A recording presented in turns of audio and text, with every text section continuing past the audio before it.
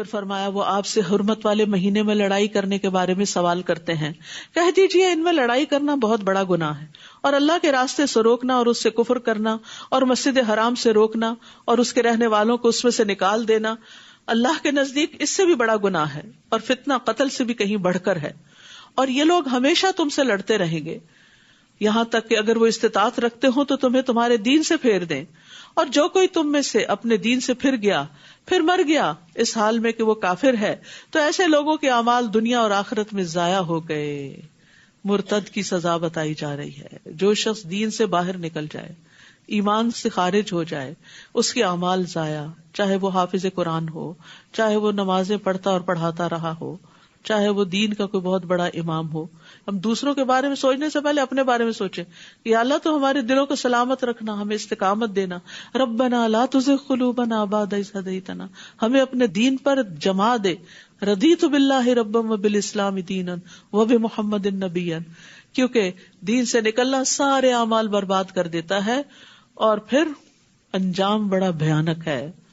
فرمایا یہی لوگ آگ کے ساتھی ہیں، وہ اس میں ہمیشہ رہنے والے ہیں۔ اللہ تعالیٰ یہ نہیں دیکھا کہ پہلے یہ دین پر تھے، وہ یہ دیکھے گا ان کا انجام اختتام کس پہ ہوا۔ تو اللہ ہم سب کا خاتمہ ایمان پر کرے۔ بے شک وہ لوگ جو ایمان لائے اور انہوں نے ہجرت کی اور اللہ کے راستے میں جہاد کیا، وہی اللہ کی رحمت کی امید رکھتے ہیں، اور اللہ بے حد بخشنے والا نہایت رحم کرنے والا ہے۔ وہ سوال کرتے ہیں آپ سے شراب اور جوئے کے بارے میں، آپ کہہ دیجئے کہ ان دونوں میں بڑا گناہ ہے۔ کچھ لوگ کہتے ہیں کہاں لکھا ہے شراب حرام ہے، یہ کیا لکھا ہوا ہے گناہ، تو گناہ کا کام حلال ہوتا ہے، اور لوگوں کے لیے کچھ فائدے بھی ہیں، اور ان دونوں کا گناہ زیادہ بڑا ہے ان دونوں کے فائدے سے۔ تو لاٹری کے بارے میں بھی بات کی جا رہی ہے، جوئے کے بارے میں بھی کہ وہ بھی حرام ہے۔ اور وہ سوال کرتے ہیں آپ سے کہ وہ کیا خرچ کرے، کہہ دیجئے جو ضرورت سے زائد ہو، جو ایکسٹرا ہو۔ اس طرح اللہ تمہارے لیے اپنے احکام کھول کھول کر بیان کرتا ہے تاکہ تم غور و فکر کرو دنیا اور آخرت کے معاملات میں۔ اور وہ سوال کرتے ہیں آپ سے یتیموں کے بارے میں، آپ کہہ دیجئے کہ ان کی اصلاح کرنا ان کے لیے بہتر ہے، اور اگر تم ان کو اپنے ساتھ شامل کر لو تو وہ تمہارے بھائی ہیں، یعنی ان کو اپنے گھر میں رکھو، ان کے اوپر ان کے مال میں سے اعتدال کے ساتھ خرچ کرو۔ اور اللہ جانتا ہے مفسد کو مصلح سے، کہ کون یتیموں کا خیال رکھ رہا ہے اور کون ان کو بگاڑ رہا ہے یا ان کے مال کے ساتھ زیادتی کر رہا ہے۔ اور اگر اللہ چاہتا تو تمہیں مشکل میں ڈال دیتا کہ تمہاری رسپانسبلٹی ہوتی ہے ان کو لک آفٹر کرنا بھی، اور ساتھ بھی نہیں ملا سکتے تھے۔ بے شک اللہ بہت غالب خوب حکمت والا ہے۔ اور تم مشرک عورتوں سے نکاح نہ کرو یہاں تک کہ وہ ایمان لے آئیں، اور ایک مومن لونڈی مشرک عورت سے یقیناً بہتر ہے اگرچہ وہ تمہیں اچھی لگے۔ تو کیا کہا جا رہا ہے؟ مشرک عورتوں سے مسلمان مرد نکاح نہ کریں جب تک کہ وہ مشرک عورتیں ایمان نہ لے آئیں، اور تم اپنی عورتوں کا نکاح مشرک مردوں سے نہ کرو، یعنی مسلمان لڑکی نان مسلم سے شادی نہ کرے یہاں تک کہ وہ ایمان لے آئیں، اور ایک مومن غلام مشرک مرد سے یقیناً بہتر ہے اگرچہ وہ تمہیں اچھا لگے۔ یہ لوگ آگ کی طرف بلاتے ہیں اور اللہ تمہیں اپنے اذن سے جنت اور مغفرت کی طرف دعوت دیتا ہے، اور اپنی آیات لوگوں کے لیے واضح کرتا ہے تاکہ وہ نصیحت حاصل کریں، کیونکہ انسان جس کے ساتھ رہتا ہے نا اس کا رنگ ضرور چڑھتا ہے۔ تو اس لیے رشتے کے معاملے میں دین کو دیکھنا سب سے اہم ترین پرائرٹی ہونی چاہیے۔ وہ آپ سے حیض کے بارے میں، پیریڈز کے بارے میں سوال کرتے ہیں، آپ کہہ دیجئے وہ ایک اذیت ہے، تو حیض کے دوران تم عورتوں سے الگ رہو، یعنی ان سے جسمانی تعلق کا مطالبہ نہ کرو، اور جب تک وہ پاک نہ ہو جائیں ان کے قریب نہ جاؤ، یعنی نفرت کی وجہ سے، عورت کی حفاظت کے لیے، اور خود مرد کی بھی بیماریوں سے۔ پھر جب وہ اچھی طرح پاک ہو جائیں یعنی نہا لیں تو جہاں سے اللہ نے تمہیں حکم دیا ہے ان کے پاس آؤ، یعنی صحیح پیسج سے، دبر سے نہیں۔ بے شک اللہ بہت توبہ کرنے والوں اور بہت پاک صاف رہنے والوں سے محبت کرتا ہے، یعنی اللہ تعالیٰ کو پاک لوگ پسند ہیں، اور اس میں توبہ کا ذکر ہے اور صفائی کا ذکر ہے۔ توبہ دلوں کی پاکیزگی، گناہوں سے پاکیزگی ہے، اور پاکی صفائی ظاہری صفائی ہے، یعنی ظاہر میں بھی صاف رہو اور باطن میں بھی صاف رہو۔ عبادت کس چیز کا نام ہے؟ ظاہر باطن میں اقوال اور افعال سب اللہ کی مرضی کے مطابق ہوں۔ نساؤکم حرث لکم، تمہاری بیویاں، تمہاری عورتیں تمہاری کھیتی ہیں۔ کھیت دیکھ کر انسان کا دل خوش ہو جاتا ہے. آپ اپنے گارڈن میں جاتے ہیں, کیسا لگتا ہے؟ آج صبح ہی میری نظر گھاس پہ پڑی تو میں حیران ہو گئی کہ اتنی جلدی اتنا گرین. یعنی ذرا سی ہوا لگی ہے, ذرا سی بارش آئی ہے اور زمین نے اپنے رنگ دکھانا شروع کر دی. دیکھ کے دل خوش ہو جاتا ہے. تو بہت سی عورتیں اس کو بڑا مائنڈ کرتے ہیں, ہمیں کھیتی کیوں کہا گیا؟ نہیں بھائی, وہ تو سب سے زیادہ قیمتی چیز. گھر میں سے سب سے خوبصورت حصہ کون سا ہوتا ہے؟ اور کون سا گھر زیادہ مہنگا ہوتا ہے؟ جس میں گارڈن ہو, یارڈ ہو یا نہیں. اور جس یارڈ میں اور بھی پھل پھول والے درخت ہوں وہ اور بھی زیادہ قیمتی ہوتا ہے. تو عورتوں کو اللہ تعالیٰ نے بہت قیمتی اور بارونق اور خوبصورت چیز سے تشبیہ دی ہے. اور ساتھ ہی یہ کہا کہ تم اپنی کھیتی میں جس طرح چاہو آؤ, یعنی جب چاہو ان سے تعلق قائم کرو اور ان کو دیکھ کے خوش ہو, ان سے خوشی حاصل کرو, ان سے سکون حاصل کرو. عورت کو اللہ نے شوہر کے, مرد کی تسکین کے لیے, خوشی کے لیے پیدا کیا. اس کا یہ مطلب نہیں وہ خود خوش نہیں ہوتی. جب وہ دوسرے کو خوش کرتی ہے تو خود بھی خوش ہوتی. یعنی یہ صرف مرد کی ضرورت نہیں ہے کہ اس کے پاس ایک عورت ہو, عورت کی بھی ضرورت ہے کہ اس کے ساتھ ایک مضبوط سہارا ہو مرد کی شکل میں, جو اس کو پروٹیکشن دے. کیونکہ مرد کا رول تھوڑا سا فرق ہے. مرد کے لیے عورت کے اندر اور طرح کی اٹریکشن ہے, عورت کے اندر مرد کے لیے اور طرح کی اٹریکشن. ہم اس کو برابری کے اصول پہ لینا شروع کر دیتے ہیں, جس کے نتیجے میں ہم مشکل میں پڑ جاتے ہیں. یعنی مرد اور نگاہ سے عورت کو دیکھتا ہے, عورت دوسری نگاہ سے دیکھتی ہے. لہٰذا دونوں ایک دوسرے کے حقوق ادا کریں. آگے اس کی تفصیل مزید بھی آئے گی. اور اپنے نفسوں کے لیے نیک عمل آگے بھیجو. یعنی صرف اپنے ان تعلقات میں ہی مشغول نہ رہو, بلکہ نیک اعمال کی بھی فکر کرو, یا نیک اولاد کی بھی فکر کرو, اولاد کی بھی اچھی تربیت کرو. اور تم اللہ سے ڈرو اور جان لو کہ یقیناً تم اس سے ملاقات کرنے والے ہو, اور مومنوں کو خوشخبری دے دیجئے. اور تم اللہ کو اپنی قسموں کے لیے آڑ نہ بناؤ کہ تم نیکی نہیں کرو گے اور تقوی اختیار نہیں کرو گے, اور لوگوں کے درمیان صلح نہیں کراؤ گے, اور اللہ خوب سننے والا, خوب جاننے والا. یعنی غلط باتوں پر قسمیں مت کھاؤ. اللہ تمہاری قسموں میں سے لغو پر تمہارا مواخذہ نہیں کرے گا, لیکن وہ اس پر مواخذہ کرے گا جو تم نے دل کے ارادے سے کیا, اور اللہ بہت بخشنے والا, بہت حلم والا ہے. جو لوگ اپنی بیویوں سے ایلا یعنی ترک تعلق کی قسم کھا لیتے ہیں, ان کو 4 ماہ کی مہلت ہے. 4 مہینے تک قسم کھا کے الگ ہو سکتے ہیں, پھر اگر وہ رجوع کر لیں تو یقیناً اللہ بہت بخشنے والا ہے, نہایت رحم کرنے والا ہے. اگر 4 مہینے سے پہلے کریں گے تو قسم کا کفارہ دینا ہوگا, اور اگر وہ طلاق دینے کا پختہ ارادہ کر لیں تو بے شک اللہ خوب سننے والا, خوب جاننے والا ہے. یعنی پھر 4 مہینے سے زیادہ ایسے ریلیشن شپ کو لنگر آن نہیں کیا جائے گا, یا بیوی کو واپس لے لیں یا پھر اس کو الگ کر دیں کہ وہ کہیں اور شادی کر سکے. اور طلاق یافتہ عورتیں 3 حیض تک اپنے آپ کو انتظار میں رکھیں, شادی نہ کریں. اور اگر وہ اللہ اور یوم آخرت پر ایمان رکھتی ہیں تو ان کے لیے یہ حلال نہیں کہ اللہ نے ان کے رحموں میں جو پیدا کیا ہو اسے چھپائیں. یعنی اصل مقصد کیا ہے اس عدت کا طلاق یافتہ عورت کے لیے؟ کہ استبراء رحم ہو, پتہ چل جائے کہ کوئی بچہ تو نہیں پیٹ میں, کیونکہ بچہ اسی کا ہے کہ جس سے وہ حاملہ ہوئی ہے. اور ان کے شوہر دوران عدت انہیں لوٹا لینے کے زیادہ حقدار ہیں, یعنی 3 مہینے کے اندر یا 3 حیض کے اندر, اگر وہ اصلاح کا ارادہ رکھتے ہوں. یہ شرط ہے, یعنی ستانے کے لیے نہیں کہ پھر دوبارہ اسی طرح ذلیل کریں گے, لڑکائیں گے, اور پھر جب چاہیں گے طلاق دے دیں گے اور پھر عدت میں واپس لے لیں گے. اور ان عورتوں کے لیے معروف طریقے سے ویسے ہی حقوق ہیں جس طرح ان پر ذمہ داریاں ہیں. وَلَهُنَّ مِثْلُ الَّذِي عَلَيْهِنَّ بِالْمَعْرُوفِ وَلِلرِّجَالِ عَلَيْهِنَّ دَرَجَةٌ, اور مردوں کا ان عورتوں پر ایک درجہ ہے. اللہ نے یہ درجہ رکھا ہے.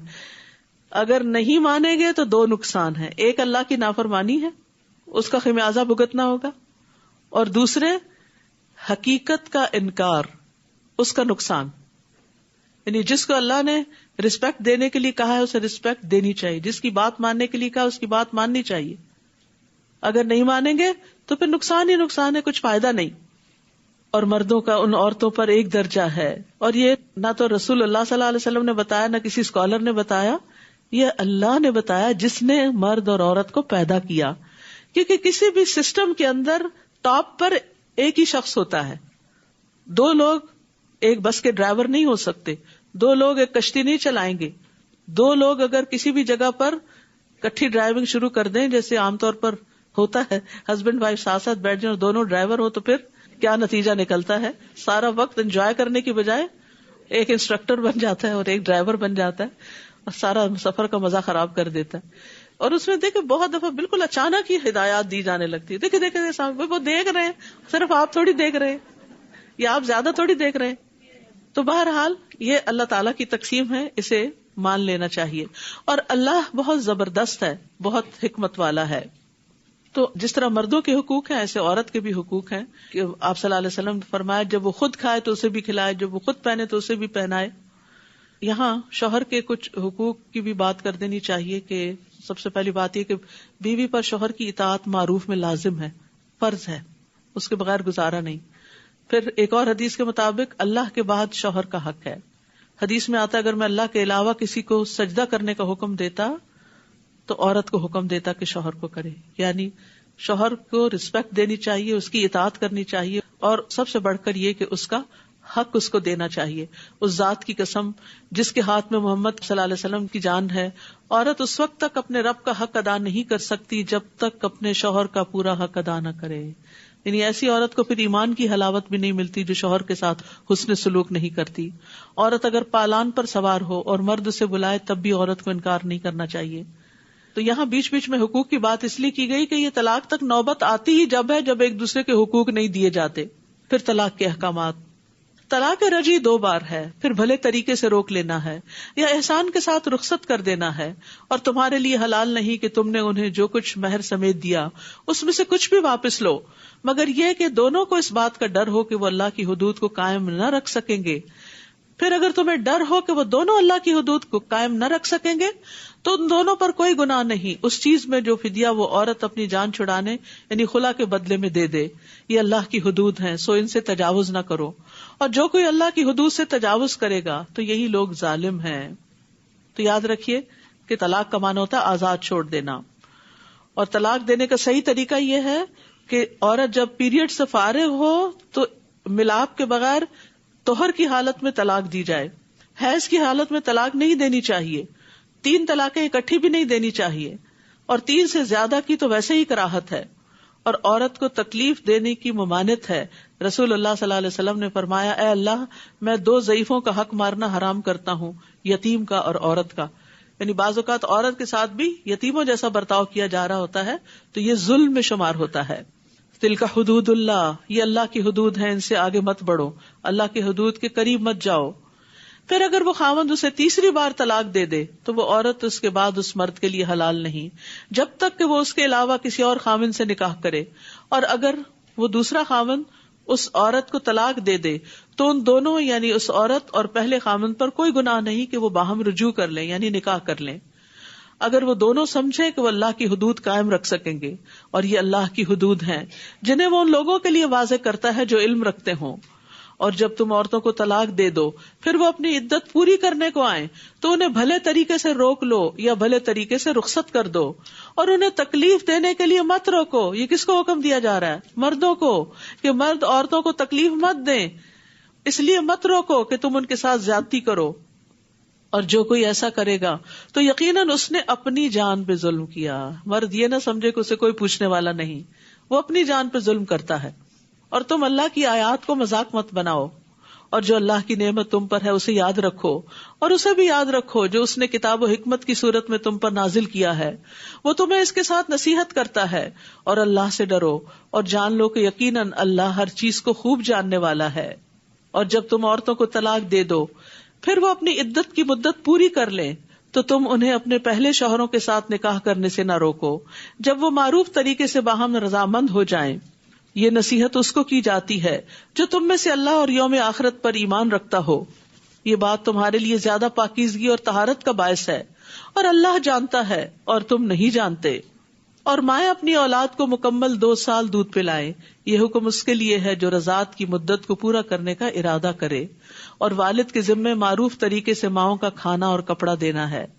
کسی نفس کو اس کی وسعت سے بڑھ کر تکلیف نہ دی جائے, نہ تو والدہ کو اس کے بچے کی وجہ سے نقصان پہنچایا جائے اور نہ ہی والد کو اس کے بچے کی وجہ سے کسی طرح کا نقصان پہنچایا جائے. بعض اوقات ایسا ہوتا ہے کہ مرد کے ہاتھ میں کوئی عورت کا ویک پوائنٹ آ جاتا ہے اور وہ اسی کے ذریعے اس کو بار بار تکلیف دیتا ہے کہ اس کو اس سے ٹارچر ہوتا ہے, میں یہی بات پھر کروں گا. یعنی اگر مثلا بچہ عورت کی کمزوری ہے تو وہ ہر وقت دھمکی دے میں بچہ چھین لوں گا, میں تمہیں نکال دوں گا, تو ایسی چیزیں ظلم میں شمار ہوتی ہیں. اور بچے کے وارث پر بھی اس طرح نان و نفقہ کی ذمہ داری ہے. پھر اگر وہ دونوں باہم رضامندی اور مشورے سے دودھ چھڑانے کا ارادہ کر لیں تو ان پر کچھ گناہ نہیں.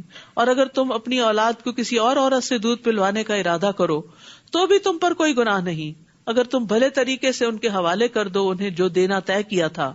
اللہ سے ڈرو اور جان لو کہ جو بھی تم کرتے ہو یقیناً اللہ اسے خوب دیکھنے والا ہے.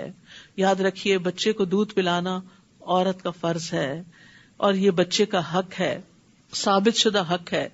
حدیث میں آتا ہے رسول اللہ صلی اللہ علیہ وسلم نے فرمایا میرے پاس 2 آدمی آئے، انہوں نے میرا بازو پکڑا اور مجھے ایک دشوار گزار پہاڑ کے پاس لے گئے. ہم ایسی عورتوں کے پاس سے گزرے کہ سانپ ان کے بریسٹ کو نوچ رہے تھے. میں نے پوچھا ان عورتوں کا کیا معاملہ ہے؟ انہوں نے کہا یہ اپنے بچوں کو اپنا دودھ نہ پلانے والی عورتیں ہیں. کیوں نہیں پلاتی عورتیں؟ کہ فگر خراب ہو جائے گا. تو یہ بہت بڑا ظلم ہے کیونکہ اس سے بچے کی زندگی کو نقصان پہنچتا ہے. ساری زندگی وہ ایک کمزور انسان کی طرح صحت کے مسائل کا شکار رہتا ہے. جن بچوں کو 2 سال کے اندر دودھ پینے کا موقع ملتا ہے ان کا امیون سسٹم بہت اسٹرانگ ہوتا ہے، وہ بہت سی اور بیماریوں سے بچے رہتے ہیں. تو ایک بچے کو ساری زندگی کے لیے مصیبت میں ڈال دینا صرف اپنی خوبصورتی برقرار رکھنے کے لیے یہ ظلم نہیں تو کیا ہے؟ لیکن اگر کوئی عورت بیمار ہو اور پلانے کے قابل نہ ہو تو کسی اور سے پلوا سکتی، جیسے عربوں کے یہاں بہت رواج تھا. لیکن دودھ پینا بچے کا حق ہے، صرف ڈبے کا دودھ جو ہے وہ کافی نہیں.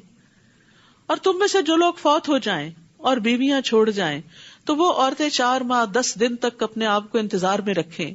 پھر جب وہ اپنی عدت کی مدت پوری کر چکیں تو جو بھی اپنی ذات کے بارے میں معروف طریقے سے طے کریں تو تم وارثوں پر کوئی گناہ نہیں.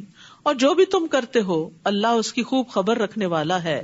بیوہ عورت کی عدت بتائی گئی. اور تم پر کوئی گناہ نہیں اگر تم ان عورتوں کو جو عدت میں ہو اشارتاً پیغام نکاح بھیجو یا اپنے دلوں میں چھپائے رکھو. یعنی عدت میں نکاح نہیں ہو سکتا لیکن اشارتاً بات ہو سکتی ہے. اللہ جانتا ہے کہ یقیناً تم ان کا ذکر ضرور کرو گے، لیکن تم ان عورتوں سے نکاح کا خفیہ وعدہ نہ کرو سوائے اس کے کہ تم کوئی بھلی بات کہو، یعنی کوئی معروف طریقے سے اشارتاً کنایتاً کچھ پیغام بھیج دو. اور تم عقد نکاح کا عزم نہ کرو یہاں تک کہ مقرر میعاد یعنی عدت اپنے اختتام کو نہ پہنچ جائے.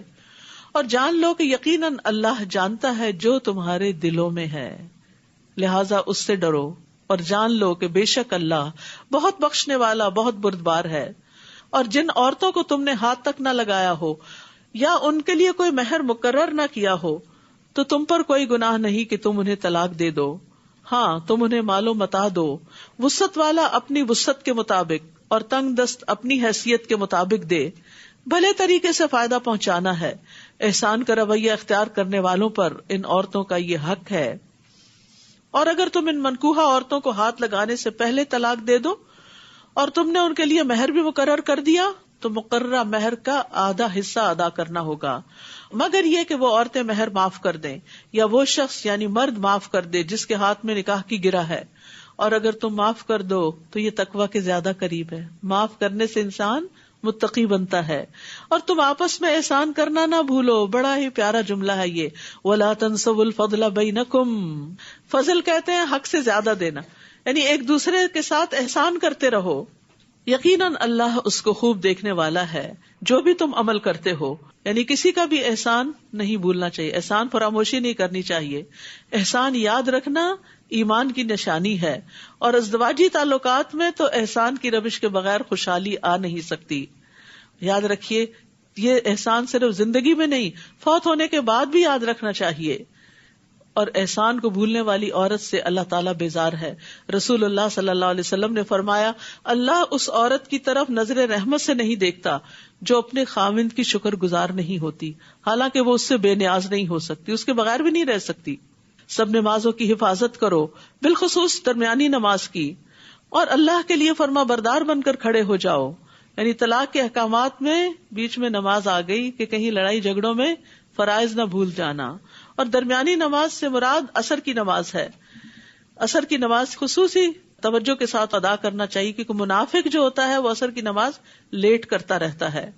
آپ صلی اللہ علیہ وسلم نے فرمایا جس شخص کی نماز عصر فوت ہو جائے گویا اس کا اہل اور اس کا مال لوٹ لیا گیا. پھر اگر تمہیں دشمن کا خوف ہو تو پیدل یا سواری پر ہی نماز پڑھ لو.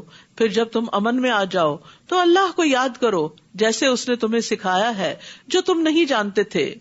اور جو لوگ تم میں سے فوت ہو جائیں اور بیویاں چھوڑ جائیں وہ اپنی بیویوں کے حق میں 1 سال تک بغیر گھر سے نکالے نان و نفقہ پہنچانے کی وصیت کریں.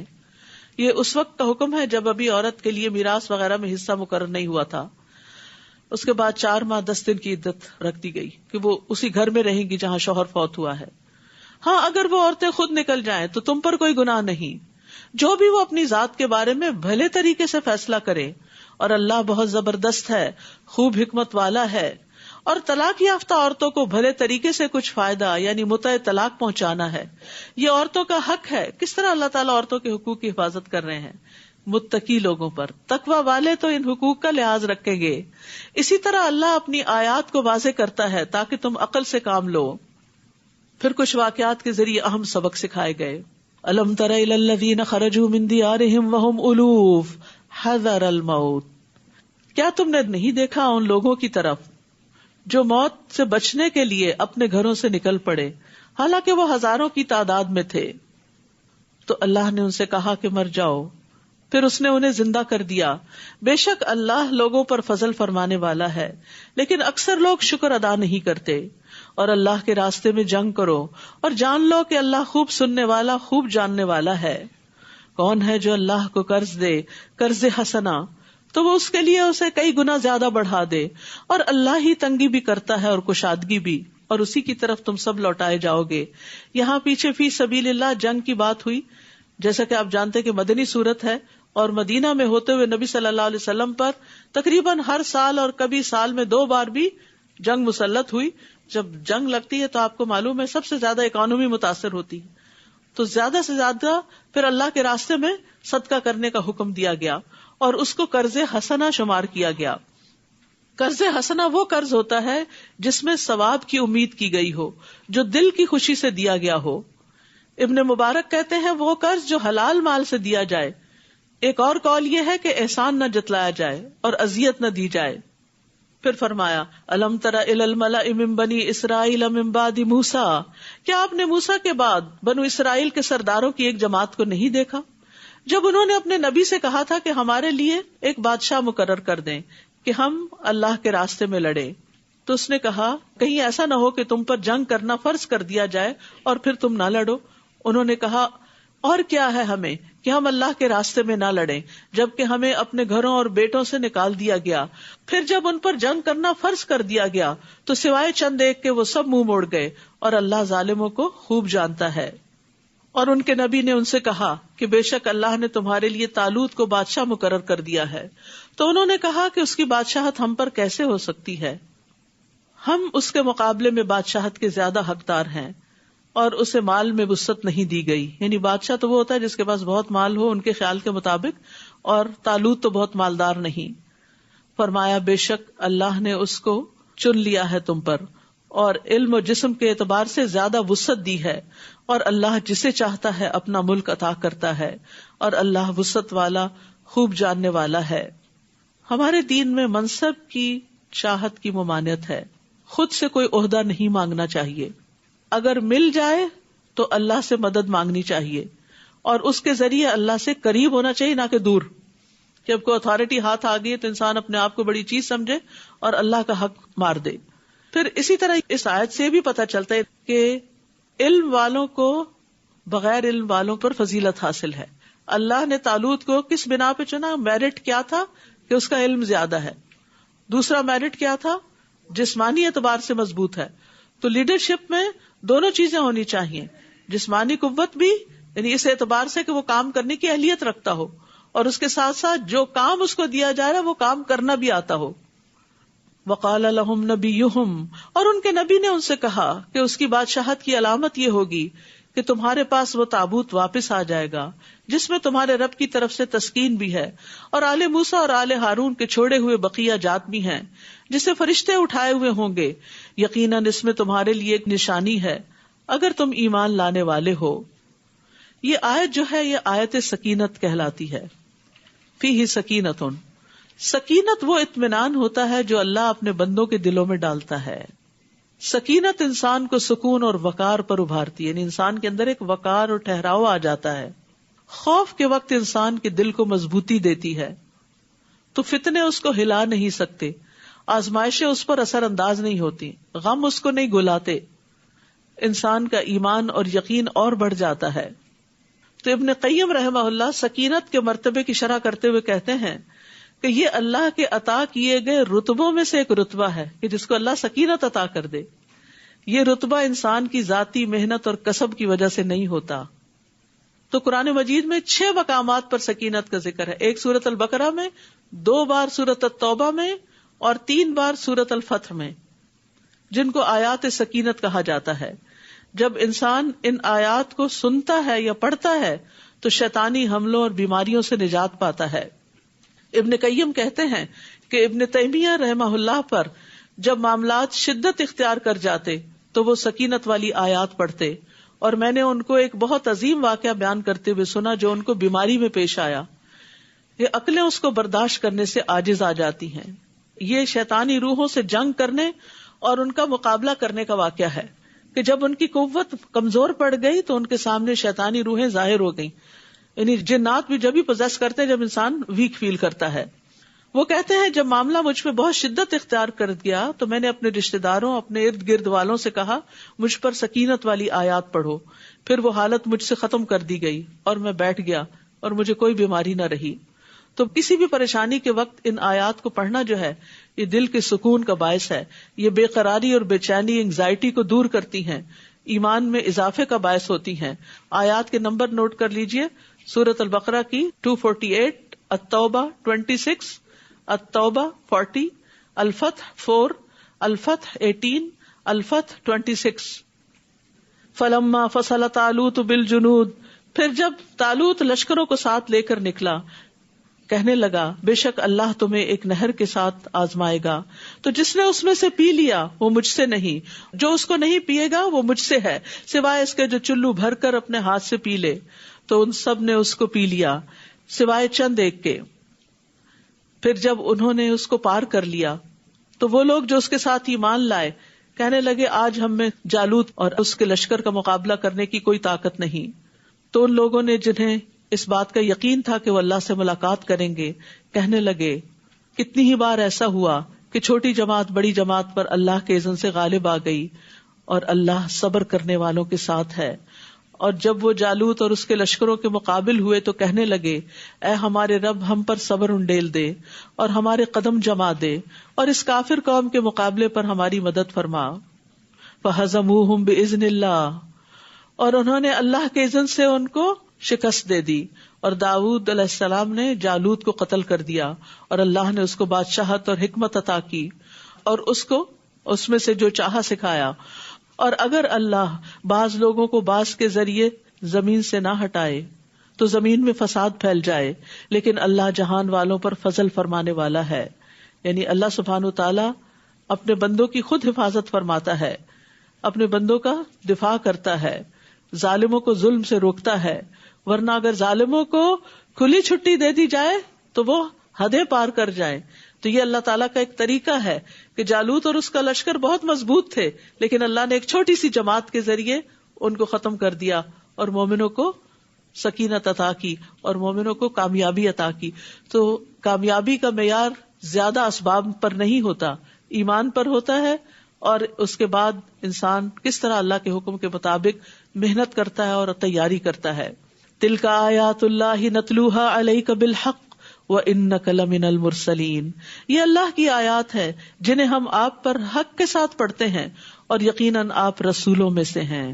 وآخر دعوانا ان الحمد للہ رب العالمین، سبحانک اللہم وبحمدک، اشہد ان لا الہ الا انت، استغفرک واتوب الیک۔ السلام علیکم ورحمۃ اللہ وبرکاتہ۔